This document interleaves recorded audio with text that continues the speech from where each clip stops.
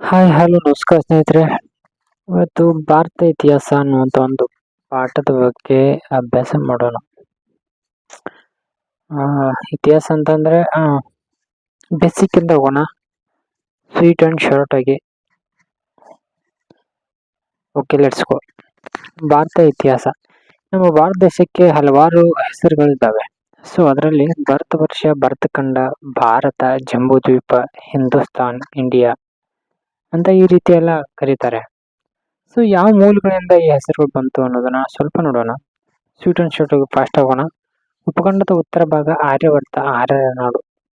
ಅಂತಂದ್ರೆ ಈ ಭಾರತದಲ್ಲಿ ಉತ್ತರ ಭಾಗ ಮತ್ತು ದಕ್ಷಿಣ ಭಾಗ ಅಂತಿದೆ. ಉತ್ತರ ಭಾಗದಲ್ಲಿ ಆರ್ಯವರ್ತ ಅಂದ್ರೆ ಆರ್ಯರ ನಾಡಿತ್ತು ಅನ್ನುವಂಥದ್ದು ಒಂದು ಕಲ್ಪನೆ ಮೂಲಕ ಅದನ್ನ ಆರ್ಯರ ನಾಡು, ಅದಕ್ಕೋಸ್ಕರ ಅದನ್ನ ಭಾರತ ವರ್ಷ ಅಂತ ಕರೀತಾರೆ. ದಕ್ಷಿಣ ಭಾಗವನ್ನು ದಕ್ಷಿಣಾಪಥ ಅಂತ ಕರೀತಾರೆ.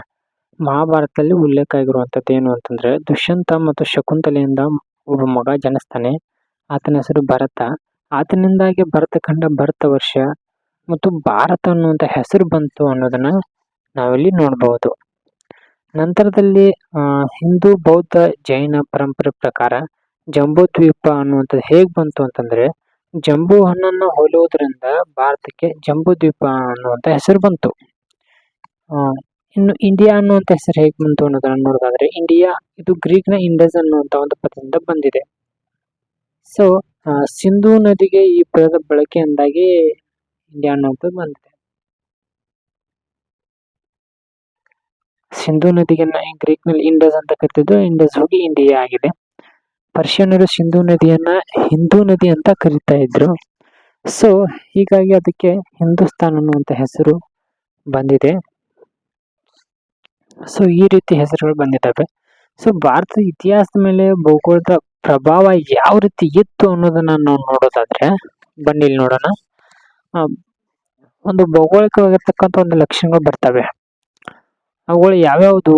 ಸಾಮಾನ್ಯವಾಗಿ ನಾವು ಪ್ರೈಮರಿ ಸ್ಕೂಲಲ್ಲಿ ಓದ್ಕೊಂಡು ಬಂದಿರ್ತೀವಿ. ಏನಂತ?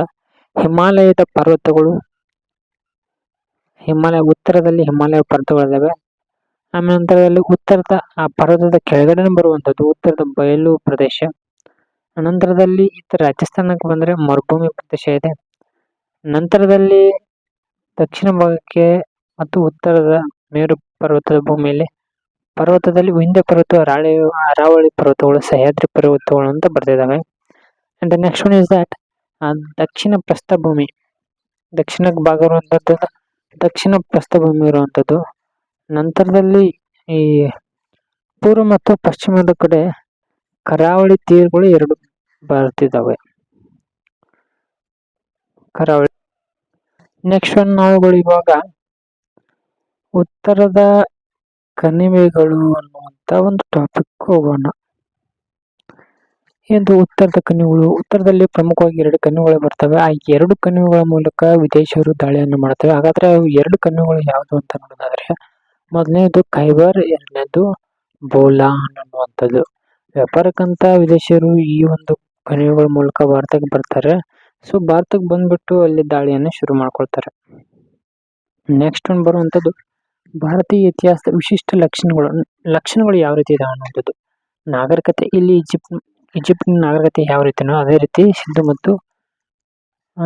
ಸಿಂಧು ಹರಪ್ಪ, ಮೊಹೆಂಜೊದಾರೋ ಈ ರೀತಿ ನಾಗರಿಕತೆಯನ್ನು ಹೊಂದಿದೆ. ಇದು ಸಂಸ್ಕೃತಿಗಳ ನಿರಂತರತೆಯನ್ನು ಕೂಡ ಹೊಂದಿದೆ.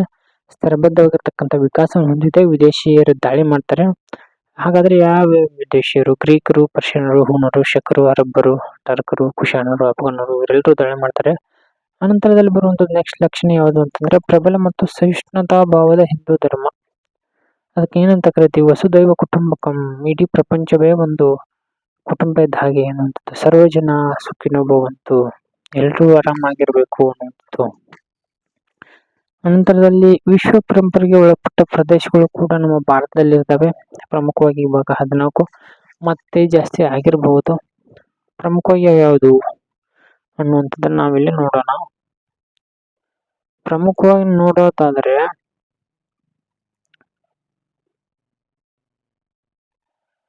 ಮೊದಲನೇದಕ್ಕೆ ಖಜುರಾಹೋ ಅನ್ನುವಂಥದ್ದು. ಖಜುರಾಹೋ. ಅನಂತರದಲ್ಲಿ ಎರಡನೇದು ರಾಜಸ್ಥಾನದ ಗಿರಿದುರ್ಗಗಳು, ಕೋನಾರ್ಕ್, ಸೂರ್ಯ ದೇವಾಲಯ ಬರುತ್ತೆ. ತಾಜ್ ಮಹಲ್ ಪ್ರಪಂಚದ 7ನೇ ಅದ್ಭುತ. ಜಂತರ್ ಮಂತರ್, ಗಯಾ, ಸಾಂಚಿಯಲ್ಲಿ ಸಾಂಚಿ ಸ್ತೂಪ ಇರುವಂಥದ್ದು ಅಶೋಕ. ಅನಂತರದಲ್ಲಿ ಅಜಂತ, ಎಲ್ಲೋರ ಗುಹೆಗಳು, ಹಂಪಿ 50ರ ನೋಟ್ನಲ್ಲಿ ಇರುತ್ತಲ್ಲ ಹಂಪಿ, ಅದೇ ವಿಜಯನಗರ ಅರಸರ ಒಂದು ರಾಜಧಾನಿ. ಐಹೊಳೆ, ಪಟ್ಟದಕಲ್ಲು, ಮಧುರೈ, ಕಂಚಿ ಇವುಗಳು ಎನ್ನುವಂಥದ್ದು ವಿಶ್ವ ಪರಂಪರೆಗೆ ಒಳಪಟ್ಟು ರಕ್ಷಣೆಗೆ ಒಳಪಟ್ಟಿರ್ತವೆ. ಅನಂತರದಲ್ಲಿ ಬರುವಂಥದ್ದು ಎಂದು ಮಹಾಬಲಿಪುರಂ, ಇದು ಕೂಡ ಹೌದು. ಗೋವಾದ ಚರ್ಚ್ಗಳು ಮುಂತಾದವುಗಳಿದ್ದಾವೆ. ಪ್ರಾಚೀನ ವಿಶ್ವವಿದ್ಯಾಲಯಗಳು ನಮ್ಮ ಭಾರತದಲ್ಲಿ ಇರುವಂಥದ್ದು ನಳಂದ, ತಕ್ಷಶಿಲಾ, ಉಜ್ಜಯಿನಿ, ಪ್ರಯಾಗ, ವಿಕ್ರಮಶಿಲಾ, ಕಾಶಿ, ಕಾಂಚಿ ಮುಂತಾದವು. ಸ್ನೇಹಿತರೆ, ನೆಕ್ಸ್ಟ್ ಬರುವಂಥದ್ದು ಏನು ಅಂತಂದ್ರೆ ವಿದೇಶಿಯರ ಆಕರ್ಷಣೆಯ ಕೇಂದ್ರವಾಗಿ ಭಾರತ ಅನ್ನುವಂಥದ್ದು. ವಿವಿಧತೆಯಲ್ಲಿ ಏಕತೆ, ಭೌಗೋಳಿಕ ವೈವಿಧ್ಯತೆ, ಜನಾಂಗೀಯ ಮತ್ತು ಭಾಷಾ ವೈವಿಧ್ಯತೆ, ಆಡಳಿತಾತ್ಮಕ ಏಕತೆ, ಸಾಮಾಜಿಕ ಮತ್ತು ಧಾರ್ಮಿಕ ವೈವಿಧ್ಯತೆ, ಏಕರೂಪ ಶಿಕ್ಷಣ ಮತ್ತು ಸಾಹಿತ್ಯ, ಆರ್ಥಿಕ ವೈವಿಧ್ಯತೆ, ಧಾರ್ಮಿಕ ಮತ್ತು ಸಾಮಾಜಿಕ ಆಚರಣೆ, ಈ ರೀತಿ ಸಾಕಷ್ಟು ಬರ್ತಾ ಇದ್ದಾವೆ. ಸೊ ಅವುಗಳೆಲ್ಲವೂ ಕೂಡ ಒಂದು ಲಕ್ಷಣವನ್ನು ಹೊಂದಿದ್ದಾವೆ. ಮುಖ್ಯವಾಗಿರ್ತಕ್ಕಂಥ ಅಂಶಕ್ಕೆ ಬರೋಣ. ಏನು ಅಂತಂದ್ರೆ ಇತಿಹಾಸದ ಮೂಲಾಧಾರಗಳು ಪ್ರಮುಖವಾಗಿರ್ತಕ್ಕಂಥ ಘಟ್ಟ. ಸೊ ಇತಿಹಾಸವನ್ನು ಸೂಚಿಸಲಿಕ್ಕೆ ನಮಗೆ 2 ಆಧಾರಗಳು ಬೇಕು. ಒಂದು ಪ್ರಾಕ್ತನ, ಇನ್ನೊಂದು ಸಾಹಿತ್ಯ. ಪ್ರಾಕ್ತನದ ಅಥವಾ ಪುರಾತತ್ವ. ಪ್ರಾಕ್ತನ ಅನ್ನುವಂಥದ್ದಕ್ಕೆ ಹೋಗೋಣ. ಪ್ರಾಚೀನ ಮಾನವರು ಜೀವನ ಮತ್ತು ಚಟುವಟಿಕೆಗಳ ಅವಶೇಷಗಳನ್ನು ನಾವೇನಂತ ಕರಿತೀವಿ? ಪ್ರಾಕ್ತನ ಆಧಾರಗಳು ಅಂತ ಕರಿತೀವಿ. ಹಾಗಾದ್ರೆ ಯಾವುದದು? ನಾಣ್ಯಗಳು, ಮುದ್ರೆಗಳು, ಆಭರಣಗಳು, ಸಲಕರಣೆಗಳು, ಶಾಸನಗಳು, ಕಟ್ಟಡಗಳು, ಚಿತ್ರಗಳು, ಆಯುಧಗಳು, ಪಳಿಯುಳಿಕೆಗಳು, ಮಣ್ಣಿನ ಮೂರ್ತಿಗಳು, ಗೃಹ ಉಪಯೋಗ ವಸ್ತುಗಳು, ಮಡಕೆಗಳು, ಇವುಗಳೆಲ್ಲವೂ ಏನು ಅಂತಂದ್ರೆ ಪ್ರಾಕ್ತನ ಒಂದು ಮೂಲಾಧಾರಗಳು. ಸೊ ಹೇಗೆ ಇವನ್ನೆಲ್ಲ ಕಂಡುಕೊಳ್ತಾರೆ? ಒಂದನೇದು ಉತ್ಖನನ ಅನ್ನುವಂಥದ್ದು ಬರುತ್ತೆ. ಉತ್ಖನನ ಅಂತಂದ್ರೇನು? ವೈಜ್ಞಾನಿಕವಾಗಿ ಭೂಮಿಯನ್ನ ಅಗೆಯೋದನ್ನ ನಾವು ಉತ್ಖನನ ಅಂತ ಕರಿತೀವಿ. ಸಿಂಧೂ ನಾಗರಿಕತೆ ಅಧ್ಯಯನಕ್ಕೆ ಏಕಮಾತ್ರ ಆಧಾರ ಆಗಿರುವಂಥದ್ದು ಯಾವ್ದಂತ ಉತ್ಖನನ. ಯಾವ್ಯಾವ ಪ್ರದೇಶದಲ್ಲಿತ್ತು? ಚಂದ್ರಗಿರಿ, ತಿರುನೆಲ್ವೇಲಿ, ಮಧುರೈ, ಅರ್ಕೆಮೇಡು, ತಕ್ಷಶಿಲಾ, ಗಯಾ, ಪಾಟ್ಲಿಪುತ್ರ ಮತ್ತು ಹಂಪಿ ಅನ್ನುವಂಥ ಪ್ರದೇಶದಲ್ಲಿ. ಇನ್ನು ನೆಕ್ಸ್ಟ್ ಬರುವಂಥದ್ದು ಯಾವುದು ಅಂತಂದ್ರೆ ಉತ್ಖನನದ ವೈಜ್ಞಾನಿಕ ಪರೀಕ್ಷೆಗೆ ಬಳಸೋ ವಿಧಾನಗಳು. ಅನೇಕ ಒಂದು ಪರೀಕ್ಷೆಗಳಲ್ಲಿ ಕೇಳಿದ್ದಾರೆ.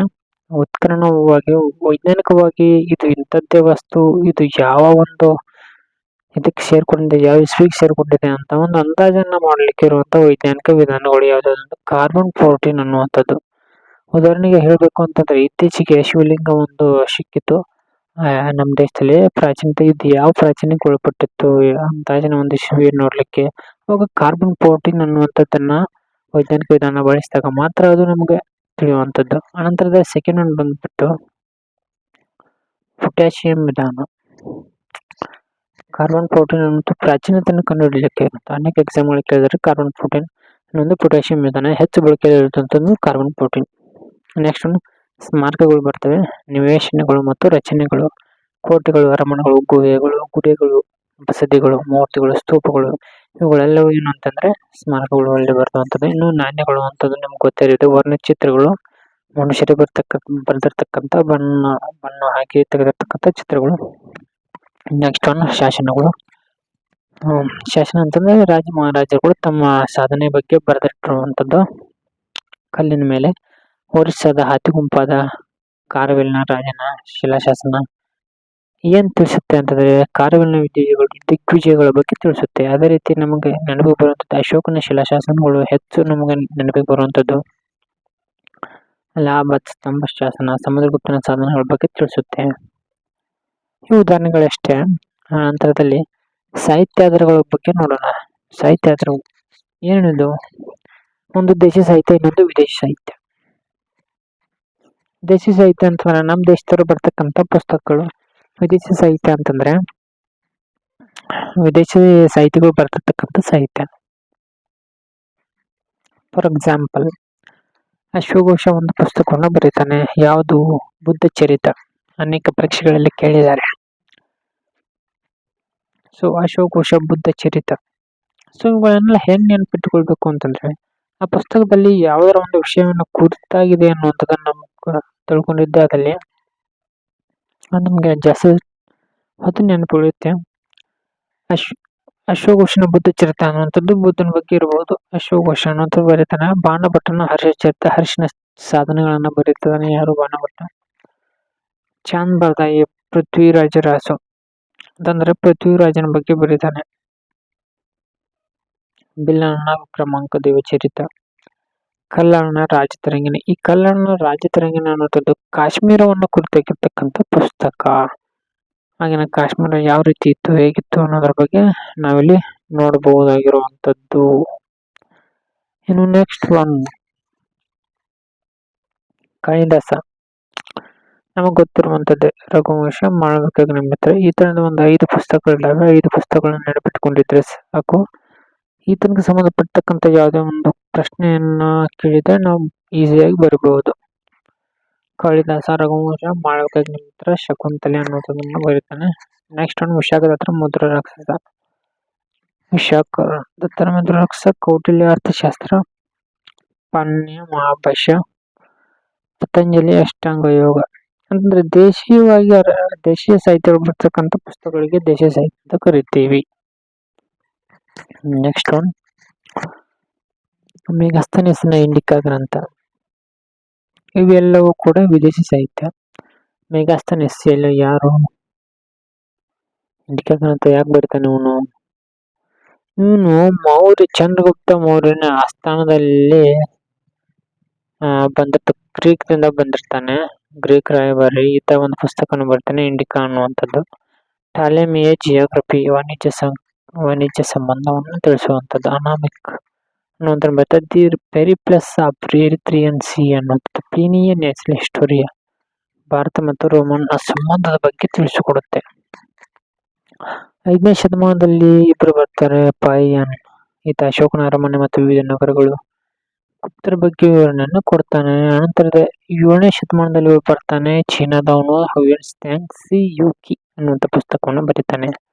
ಹರ್ಷವರ್ಧನ್ ಆಸ್ಥಾನಕ್ಕೆ ಭೇಟಿ ಕೊಟ್ಟಿರ್ತಾನೆ ಮತ್ತು ಇಮ್ಮಡಿ ಪುಲಿಕೇಶಿ ಆಸ್ಥಾನಕ್ಕೆ ಕೂಡ ಭೇಟಿಯನ್ನು ಕೊಟ್ಟಿರ್ತಾನೆ. ನೆಕ್ಸ್ಟ್ ಒಂದು ಸಿಂಗ್ ಅನ್ನುವಂತ ಬರ್ತಾನೆ. 7ನೇ ಶತಮಾನದಲ್ಲಿ ರಾಜಗೃಹ, ಕಾಶಿ, ನಳಂದ ಕುರಿತು ಮಾಹಿತಿಯನ್ನು ಇರುವಂತ ಪುಸ್ತಕವನ್ನು ಬರೆದಿರ್ತಾನೆ. ಫಿರ್ದೋಷಿ ಶಹನಾಮ ಅನ್ನುವಂಥ ಪುಸ್ತಕವನ್ನು ಬರೆದಾನೆ. ಬಾಬರ್ ನಾಮ, ಮೊಘಲ್ ಸಾಮ್ರಾಜ್ಯದ ಸ್ಥಾಪಕ ಬಾಬರ್ ತನ್ನ ಆತ್ಮಚರಿತ್ರೆಯನ್ನು ತಾಟನೆ ಬರ್ಕೊಳ್ತಾನೆ. ಬಾಬರ್ ನಾಮ ಅನ್ನುವಂಥದ್ದು.